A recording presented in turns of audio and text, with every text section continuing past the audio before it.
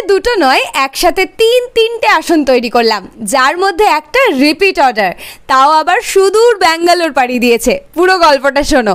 তোমরা যেমন আমার আগেরবার বানানো আসন দুটোকে এত ভালোবাসা দিয়েছো, তোমাদের মতো ওই অনুষ্ঠান বাড়ির সকলেও প্রশংসায় একেবারে পঞ্চমুখ।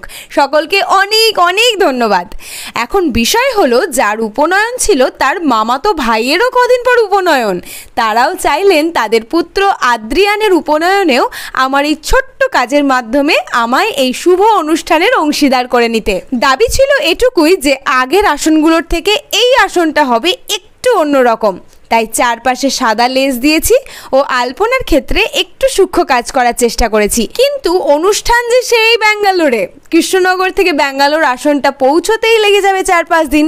সে একেবারে যুদ্ধকালীন তৎপরতায় আদ্রিয়ানের শুভ উপনয়নের আসনটি শেষ করলাম। ওইদিকে যে বাকি আসন দুটো কাঁদছে, এর মধ্যে কি কেলেঙ্কারি হয়েছে সে তো তোমরা জানোই, বারবার আর কি বলবো। যাই হোক, মনের দুঃখ মনে চেপে রাত দিন এক করে দিলাম এই আসন দুটো শেষ করতে।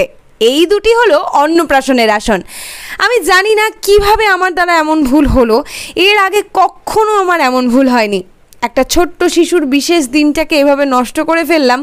জানি না এই ভুলের ক্ষমা হয় কিনা। পরবর্তী ভিডিওতে পুরো বিষয়টা তোমাদের জানাবো।